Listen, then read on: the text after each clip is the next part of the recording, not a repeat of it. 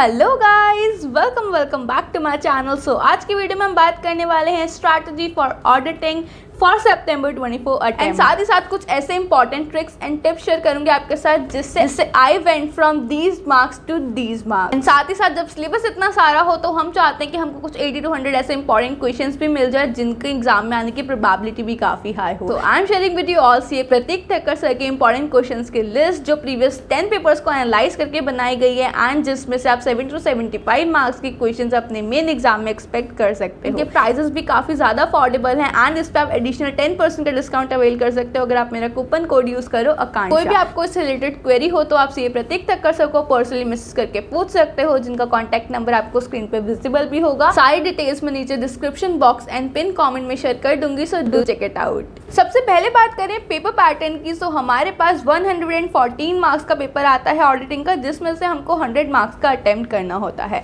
ये दो पार्ट्स में होता है। पार्ट ए होता है हमारा एमसीक्यूज जो कि 30 मार्क्स के आते हैं, जो पहले भी आया करते थे एंड उसके अंदर कोई नेगेटिव मार्किंग नहीं होती।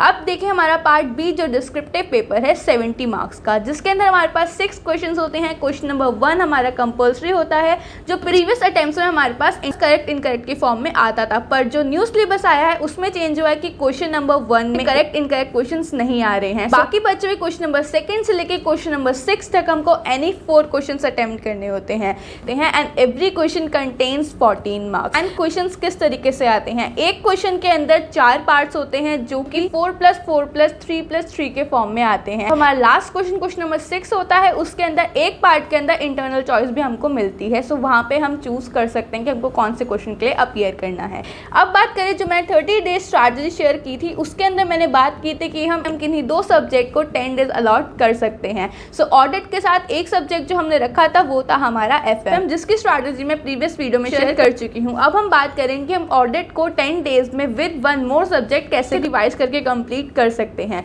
सो डे वाइज स्ट्रैटेजी आप लोगों के साथ मैं यहाँ पे शेयर कर रही हूँ, ये आपको विजिबल होगी। सबसे पहले जो हम करने वाले हैं वो है हमारे न्यूली एडेड स्टैंडर्ड्स। एक चीज ध्यान रखना, मई 24 के पेपर को एक बार देख लेना, क्योंकि जो हमारे न्यूली एडेड टॉपिक्स वहाँ पे आ चुके हैं उनके दोबारा रिपीट होने के चांसेस बिल्कुल ही नेक्स्ट अटेम्प्ट में थोड़े से कम रहते हैं। बाकी बचे हुए जितने हमारे न्यूली एडेड टॉपिक्स होंगे वो ज़्यादा इंपॉर्टेंट हो जाएंगे। सेकेंडली हम करेंगे हमारे स्टैंडर्ड्स, क्योंकि स्टैंडर्ड्स हमारे ऑडिट के एग्जाम में बहुत ज़्यादा वैल्यू रखते हैं और हम इसी को नेग्लेक्ट कर देते हैं। स्टैंडर्ड्स को कंप्लीट करने के बाद आप काफ़ी हद तक अपने चैप्टर्स के पार्ट्स को कंप्लीट कर ही चुके होंगे। कुछ चैप्टर्स तो बिल्कुल ही स्टैंडर्ड से हैं, जैसे चैप्टर नंबर 7 हो गया, चैप्टर नंबर 8 हो गया, एंड कुछ चैप्टर्स तो हमारे बिल्कुल ही स्टैंडर्ड बेस्ड हैं जो कि मैंने यहाँ पे शेयर भी किए हैं, जैसे कि चैप्टर नंबर 6। तो ये हमारी बात, हमने पेपर पैटर्न देख लिया एंड देख लिया हमारी डे वाइज स्ट्रैटेजी क्या होनी चाहिए। अब कुछ ऐसे ट्रिक्स एंड टिप्स की बात करते हैं जिनसे हम अपने मार्क्स को इंक्रीज कर सकते हैं। सबसे पहले तो पेपर प्रेजेंटेशन, आपको पेपर को अच्छी तरीके से प्रेजेंट करना है। क्वेश्चन नंबर को बीच में लिखना है, answer to question number this, नीचे से आप क्वेश्चन स्टार्ट करोगे एंड खुला आपको क्वेश्चन करना है। एक क्वेश्चन के सारे पार्ट्स एक साथ करने हैं, जो पार्ट ना आ रहा हो उसके लिए skip the page and move on. And कोई भी क्वेश्चन का पार्ट कंप्लीट होने के बाद आपको next part from the next page start करना है एंड आपका बिल्कुल स्टार्टिंग ऑफ द पेज में वो खत्म हो गया है तो काफ़ी अच्छी खासी लाइंस छोड़ के आप उस पार्ट को स्टार्ट करना, बिकॉज आईसीआई पेपर यूज़ करने के मार्क्स नहीं कट करती है। बट अगर आपका वो ज़्यादा प्रेजेंटेबल नहीं होगा, टीचर को समझ नहीं आया, थ्योरी एग्जाम वैसे ही है, इतना टाइम नहीं होता टीचर्स के बाद पूरा आंसर पढ़ने के लिए, सो आपको वो खुला करना है एंड कीवर्ड्स को हाईलाइट करके आना है। कोई हाईलाइटर के साथ नहीं, जस्ट अपने ब्लैक पेन के साथ ही उसको हाईलाइट करना है। कोई भी हेडिंग लिखो उसको इन बॉक्स कर देना।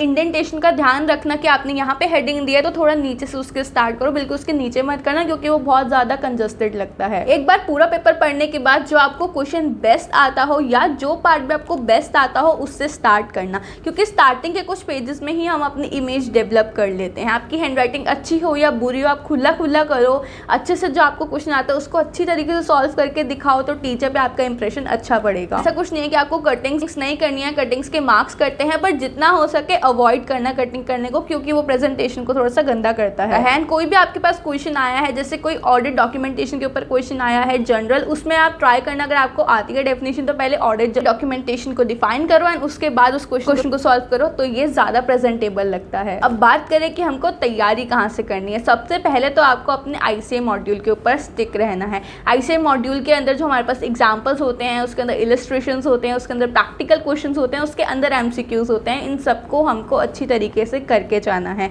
दूसरी चीज़ हमारे RTPs and MTPs, current year के एंड प्रीवियस 3 ईयर्स के। अगर MTP नहीं भी देख पा रहे होगे तो प्रीवियस अटेम्प्ट्स के एक बार RTP को ज़रूर देख लेना, क्योंकि ऑडिट में इतने ज़्यादा चेंजेस नहीं हैं, मतलब सिलेबस में कुछ डिलीजन कम हुआ है, एडिशन ही ज़्यादा हुए हैं, तो जो हमारे प्रीवियस टॉपिक्स हैं वो एक बार RTP से कवर हो जाएंगे। साथ ही साथ जो न्यूली एडेड टॉपिक्स हैं उन पे आपको बहुत अच्छे से ध्यान देना है, क्योंकि वो क्वेश्चंस आने की ही हाई प्रोबेबिलिटी है, लेकिन ऐसा नहीं है सिर्फ वही आने वाले हैं, बाकी चीज़ों पे भी आपको ध्यान देना है। एंड ये एक तुक्का होता है कि जो हमारे बिल्कुल प्रीवियस अटेम्प्ट जैसे कि May 24 में आया है वो रिपीट नहीं होता है, तो आप रिलाई कर सकते हो। जैसे कि मैंने आपको पहले ही बोला था कि देख लेना कि जो न्यूली एडेड टॉपिक पूछा गया है वो शायद बिल्कुल ही नेक्स्ट अटेम्प्ट में नहीं पूछा जाएगा, इस चीज़ पर रिलाई कर सकते हो, पर 100% श्योरिटी इसकी भी नहीं होती है, तो सारे क्वेश्चंस को एक बार देख के जरूर जाना। Next, don't shift your material. अब तक आप जिस मटेरियल से पढ़ते आ रहे थे उसी मटेरियल को कंटिन्यू करना, क्योंकि एक चीज़ को जो आप बार बार देखते हो ना, बार बार उसके पेजेस पलटते हो, तो फिर वो आपके माइंड में सेट भी हो जाती है। सो इस पॉइंट ऑफ टाइम पे मटेरियल चेंज करने का कोई फायदा नहीं है। लिटरली बताऊं तो ऑडिट का पेपर सच में मॉड्यूल से आता है एंड ICI मॉड्यूल की लाइन्स को एक्सपेक्ट करती हैं। आप जब भी देखोगे किसी सर्टिफाइड कॉपी के अंदर, वहाँ पे अगर उन्होंने पूरी लाइन मॉड्यूल की लिखी है, 5 में से सिर्फ 5 पॉइंट्स लिखे हैं, तब भी उनको पूरे 5 मार्क्स मिलते हैं, रेदर देन किसी ने ICI की लाइन्स में लिखे हैं 10 पॉइंटर्स बना दिए, तो ज़रूरी नहीं है कि उनको 5 में से 5 मिले, कुछ मार्क्स वहाँ पे कट हो जाते हैं। सो आई होप आप इन सारी चीज़ों को अपने माइंड में रखोगे एंड ये आपको हेल्पफुल भी लगी होगी। अगर लगी है तो do let me know in the comment section. इस वीडियो को लाइक करना है, अपने सारे फ्रेंड्स के साथ शेयर कर देना। एग्जाम्स बहुत क्लोज हैं एंड यही टाइम है अपनी प्रिपरेशन को स्ट्रैटेजिकली आगे बढ़ाने का। All the very best for your exam. Just believe in yourself and take care of yourself, take care of your family. मिलते हैं बहुत जल्द नेक्स्ट वीडियो में, तब तक के लिए बाय बाय।